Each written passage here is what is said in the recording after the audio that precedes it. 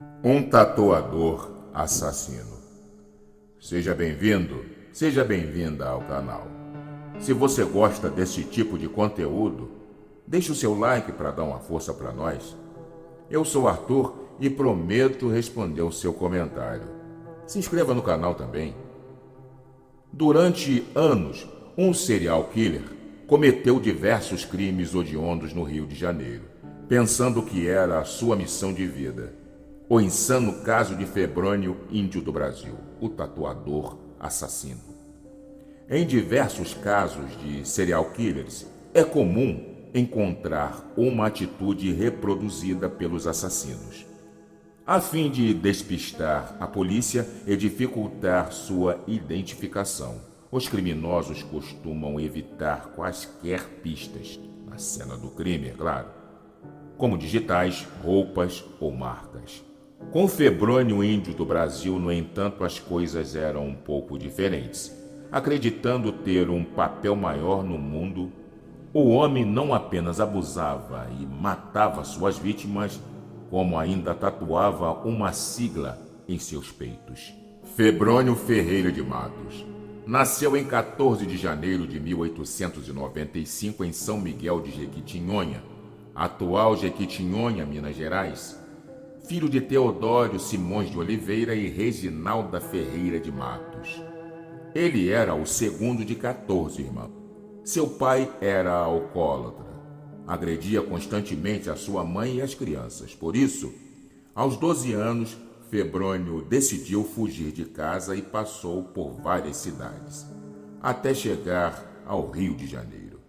Na capital fluminense, começou a colecionar uma série de crimes, como fraude, chantagem, suborno e roubo. Mas em 1920, aos 25 anos, que ele teve uma visão que mudaria sua vida para sempre. Durante uma de suas prisões na colônia correncial de Ilha Grande, no Rio de Janeiro, Febrônio sonhou que uma mulher loira de cabelos compridos o visitava. Ela o teria batizado de Filho da Luz e lhe dado uma missão: purificar os jovens. Como parte do trabalho, o homem deveria tatuar os garotos como símbolo DCV XVI em romanos. Uma representação de palavras Deus, caridade, virtude, santidade e vida e imã da vida. Ainda detido, Febrônio também tatuou a frase Eis o Filho da Luz no próprio tórax. A partir disso, ele assumiu o pseudônimo de Febrônio Índio do Brasil. De volta às terras cariocas, Índio começou a ter novos delírios. Em outubro de 1926, foi preso enquanto dançava pelado no topo do Pão de Açúcar. Nesta época, ele foi internado no Hospital Nacional de Psicopatas, no qual foi diagnosticado com distúrbios mentais. Por não ter condições financeiras, recebeu alta e ficou à solta novamente.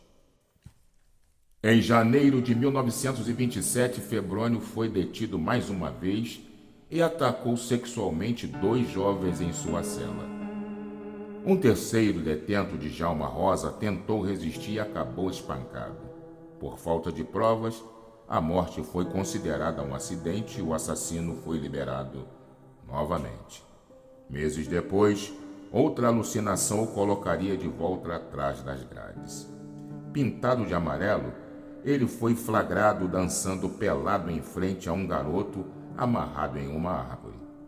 O episódio, somado ao depoimento de uma testemunha que presenciou Febrônio cozinhando a cabeça de um defunto, lhe rendeu outra visita ao Hospital Nacional de Psicopatas.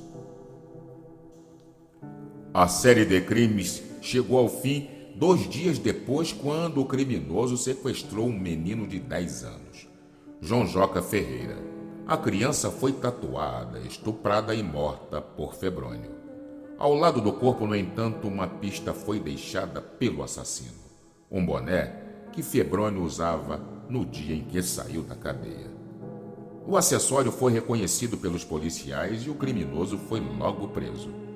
Ao confessar alguns crimes, ele alegava ter oferecido a vida das vítimas em holocausto a Deus. Por causa de sua clara inconsciência mental, Febrônio Índio do Brasil foi levado ao manicômio judiciário do Rio de Janeiro. Alguns anos depois, em 1935, ele tentou uma fuga, mas foi logo capturado. Febrônio morreu naquela instituição em 1984, aos 89 anos, vítima de efizema pulmonar.